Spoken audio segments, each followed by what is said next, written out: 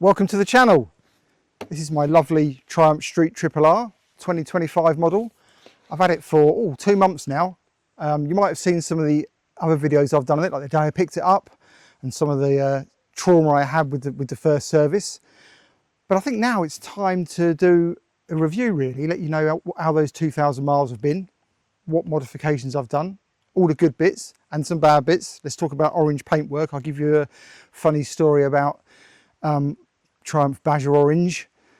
Yeah, so let's go for a ride. We're going to head out into the lovely roads here in mid Wales. It's a lovely autumn day. Hopefully the sun's going to come out. So come with us and yeah, see how I've got on.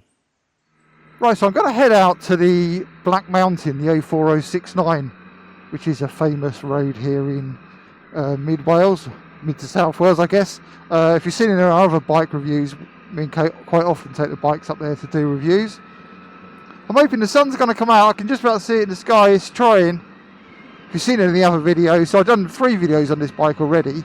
The day I picked it up, the woes with the service, first service, and then also they did a price reduction. I mean, I got it at that reduced price, but it was a Triumph reduced the price and announced it was the end of the road for the R model. They're only going to be making the RS going forward, so I made a video all about that.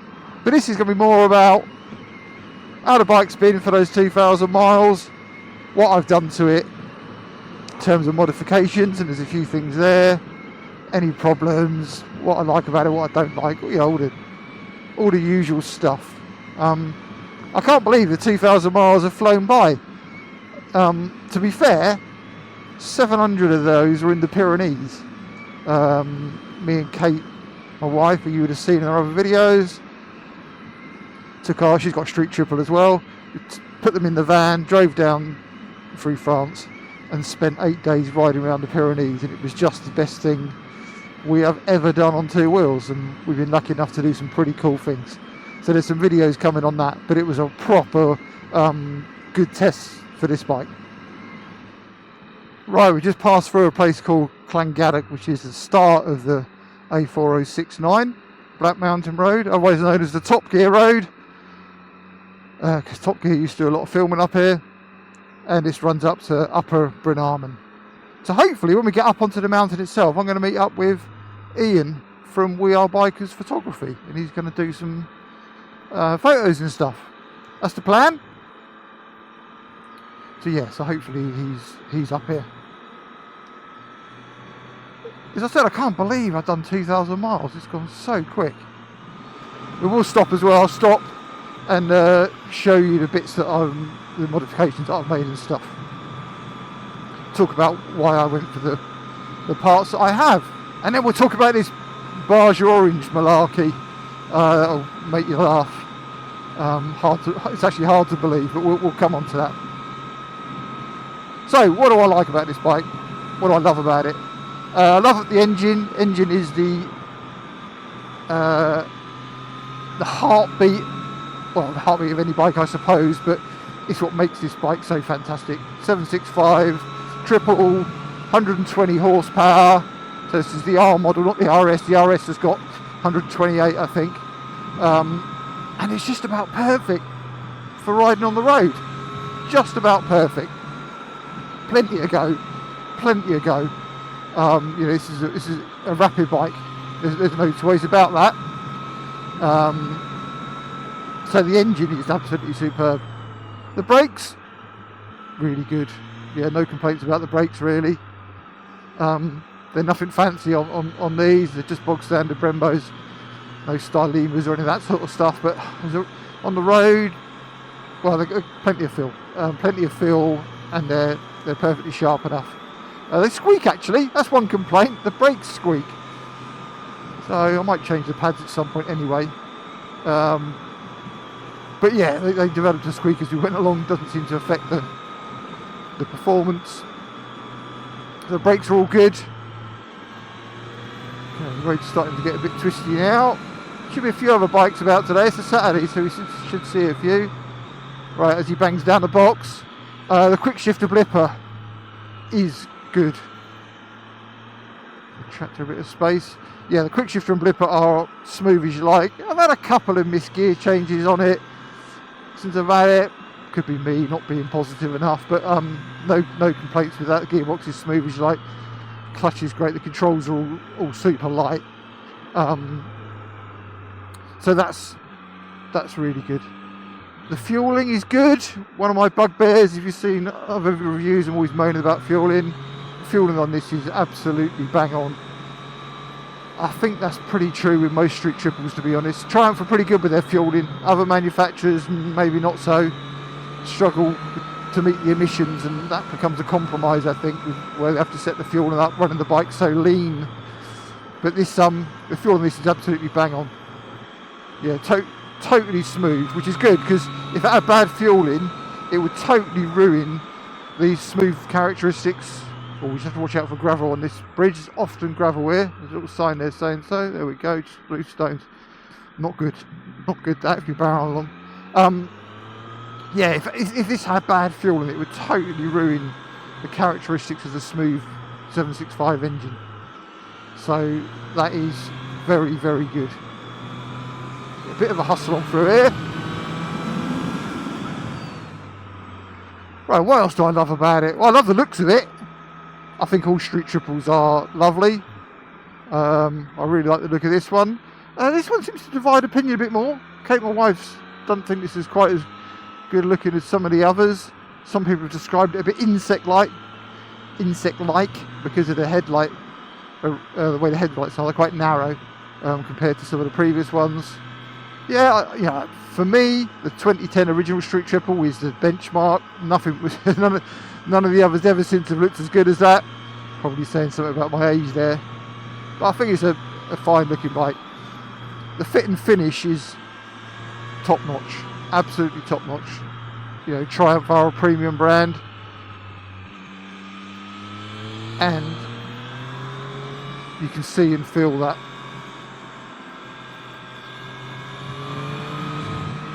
Oh, we're getting a bit of a hustle on now. Suspension's moving around a bit. We'll come back to suspension. I'll talk about that when we get onto the maybe not so good bits or the modifications. The views are fantastic.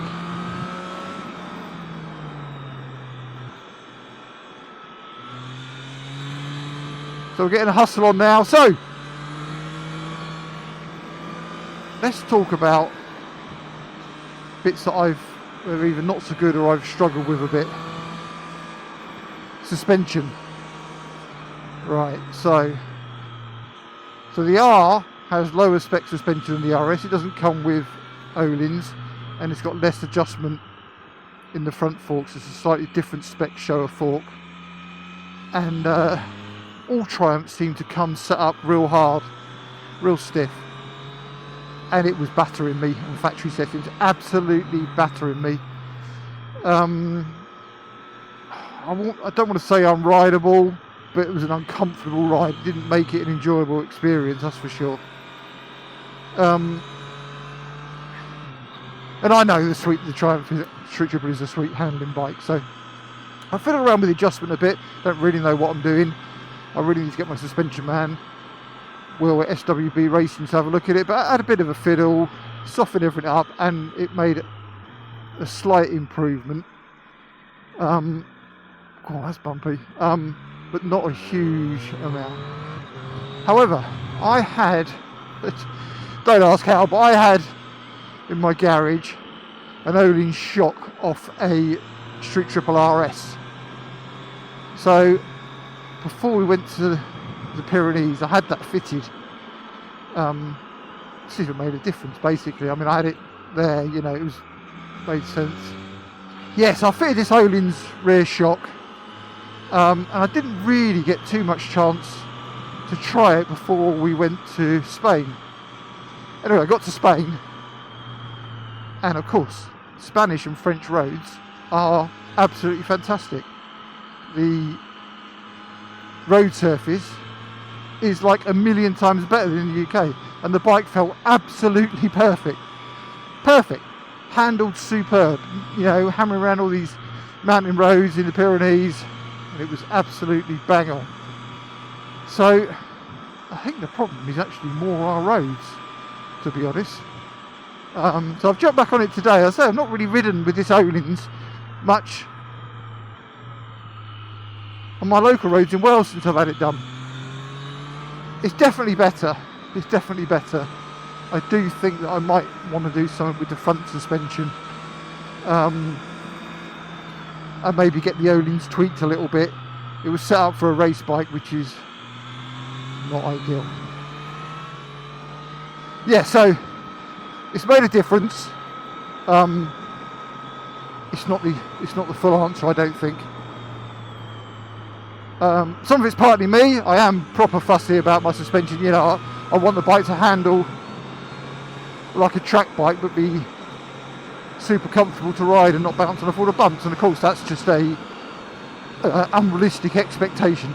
Sunshine, unrealistic expectation. So it's a compromise as always. So it's still work in progress, I would say.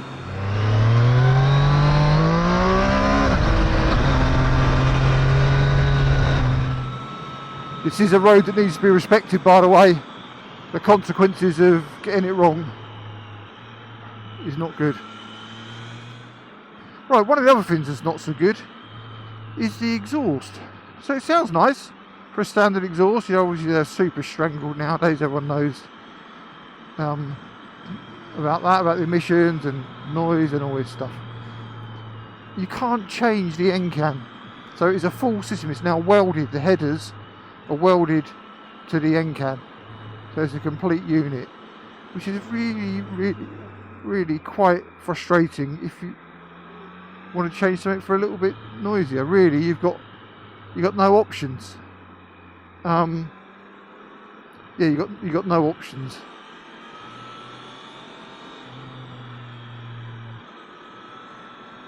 Well, there is an option. There is an option. I lie. There is an option, and if I want to change exhaust, that's probably what I'll do. Is buy a set of headers off the earlier model that go straight on, and then you can fit the end can of your choice. Not really ideal. I don't know why they've done it. I don't know whether it's all to do with emissions and stuff, and don't want people to be able to change the end cans and all this. I don't know, but that's how it is. Right, just going to stop here. And we'll stop here and we'll have a little bit of walk around with talk about some of the changes, the accessories I fitted and bits and pieces. Right, so here she is. We've stopped up on the Black Mountain. It's actually quite still today, so I might be able to get the drone out in a bit. Normally it's quite windy up here. So what have I fitted? Well, I fitted some Triumph accessories. The slightly bigger fly screen, the belly pan. 150 quid that belly pan is for just a tiny bit of plastic, and it is just cheap black plastic with a tiny, you know, colour coded piece that clips over the top. Really, actually, the quality of that is not what I'd expect from Triumph. And the seat cowl. Now they're supposed to be colour matched. We'll talk about the colour in a minute. But yes, I fitted all those accessories. What else have we done? So there's the O-ring shock from an RS that I fitted. Triumph levers, billet levers, just a little bit nicer. Difficult to tell. Evotech radiator guard. Bar risers. I haven't talked about the comfort yet. I'll talk about that as I'm riding a bit later, but I have fitted some SW Motec bar risers that you can see in there. Not totally sold on them, so I'll talk about that separately. And then Evotech tail tidy, which just gets rid of the horrible rear mudguard, and I think just tidies the whole thing up. So that's pretty much what I fitted to it. Doesn't need a huge amount. In terms of what else I might do, the tyres, well, you've seen my other videos, you probably know I'm a big Bridgestone fan, but these Continental Conti roads are actually okay. They're actually okay. I'm not in a rush to change them, to be honest. I might get some bar-in mirrors, Triumph bar-in mirrors, I might do that. But that's pretty much it. Pretty much it.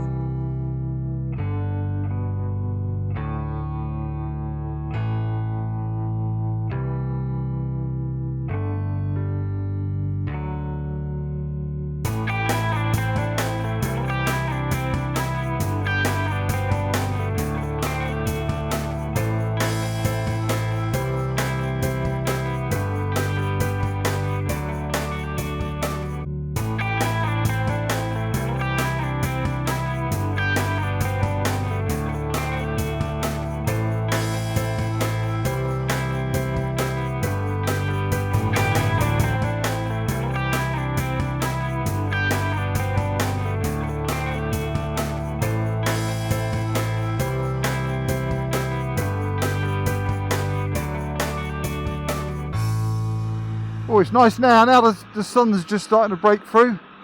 So I mentioned earlier that we took our street triples down to the Pyrenees, and it was really good. It was absolutely superb. This bike did not miss a beat, and it was just a perfect bike for it. Perfect bike. We were only doing about 150 miles a day. It wasn't the miles, it's the time in the seat, because obviously these are twisty mountain roads, so you're actually riding for quite a few hours. I don't know, 5 or 6 hours a day or whatever, I can't remember. But it was incredible. It was incredible. But about this bike, I wouldn't have wanted any other bike for it. Doesn't matter what we threw at it. It was, in my view, the perfect bike. I was talking earlier about the suspension, and having ridden it for a bit more now with this Öhlins on it is definitely a big improvement. Actually, I think I probably said it was a small upgrade. It's definitely a fairly big improvement, because this road is quite bumpy in places, and I'm riding the bike up and down making this video, for a few hours, and the suspension's not destroying me. So definitely an improvement, but there is still work to go, as I said earlier. Definitely work to go. So when I was talking about other things that I don't like, the clocks. So the R has a lower spec display. Clocks is a bit of an old-fashioned term, display than the RS. The RS has a higher spec display. This is the same display as you get on the Trident, slightly different shape on the Trident, but it's basically the same. It's the identical display you get on the Tiger Sport 660 and Tiger Sport 800, and it is basic. It's fine, it does everything you want, but I wouldn't mind it being a bit more premium, if I'm honest. I would like it to be a bit more premium. Right, so let's talk about Triumph Baja Orange then. This is going to make you laugh, I think. So, colour-coded accessories that I purchased, genuine Triumph. The belly pan, bigger fly screen, and seat cowl. Now, where the seat cowl is up against the standard side panel, it's really difficult to see because the sun's out. When the sun's out, it's obvious. I don't know if you can see. I'm trying to get the camera to pick it up. There is a colour difference between the seat cowl, and here we go, this might show it better. There we go, I think that probably shows it, and the panel next to it. So the standard panels, how the bike came, have got like a goldy tinge. But the accessories are a much more bold orange, solid, no gold tinge, much more vibrant orange, I think. And anyway, so cut a long story short, I spoke to the dealer, Bulldog Triumph, who I bought the accessories from, not the bike, but I bought the accessories from them. They spoke to Triumph, and there's a problem. So bikes that, the bikes that are sprayed, when the bikes are sprayed in Thailand, they're one shade of Baja Orange, and then the accessories that are sprayed in the UK is a different shade. I don't know how that happens, because obviously you've got paint codes and it should all just be the same. But yeah, Triumph acknowledged there was a problem. So the answer is they're going to replace the standard panels, so the tank cover, because this is all just a plastic cover, the side panels, and these sort of rad shields on the side. They're going to replace them all under warranty with panels that match the accessories that I purchased. So I guess panels that are sprayed in the UK. Crazy. I mean, fine, if that's what they want to do, absolutely crazy in terms of cost. What is that cost in Triumph? I thought manufacturing stuff abroad was supposed to be cheaper. So, and this Baja Orange is common throughout the Triumph range. So I don't know if this has happened with every bike or just the street triples. If you know, tell me in the comments. It's just interesting. It was a bit of a faff to get to the point of them exchanging them, and then how that was all go about. I won't go into all the details, I won't bore you, but anyway, let's just say I've got all the panels and I'm going to be fitting them myself. We managed to overcome the issues, and to be fair, once I got to speak to someone at Triumph properly, and they were dead helpful, really helpful. So there we go. It's just interesting, isn't it? How do these things happen? Who knows? Okay, we're talking about comfort. That's quite an important thing. So the seat is good, no problem with the foot position. The feet are up. and back, but not like a full-on sports bike. I've got dodgy knees and it doesn't cause me any problem really. The seat's really comfortable, again no issue with that. The bars, now I have had a trouble with my wrist, with my right wrist. This bike causing pain in the wrist, so in the tendons up the inside of your arm into my elbow almost. There's something about the position of the bars, so I've done a couple of things and I haven't really fixed it. So I fitted SW Motec 20mm risers. They're actually designed for a 675 Triumph, but they fit perfect. They do different colours, black and silver. I went for the silver. Fairly easy to fit, a little bit of a faff, you've got to take all the bars off and everything, but not too bad. You can just about get to the bolts underneath to loosen everything off.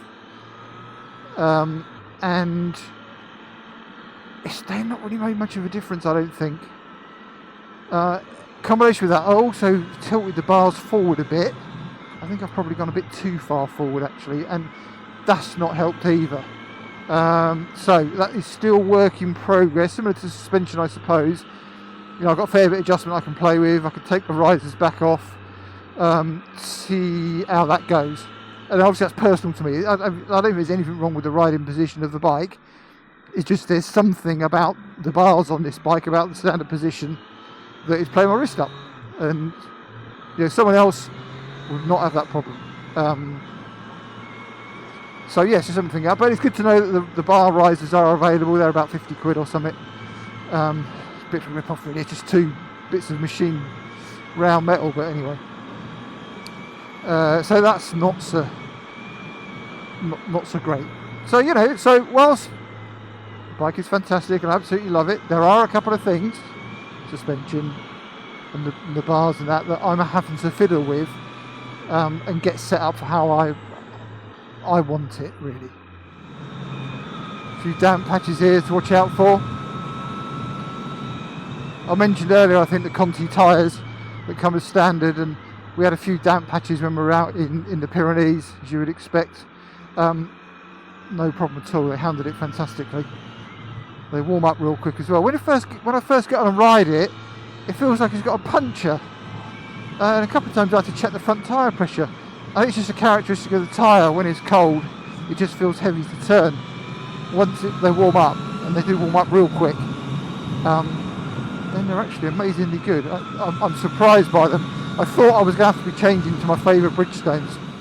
To be fair, this is the perfect bike for pretty much every scenario, and that's what's so great about a street triple.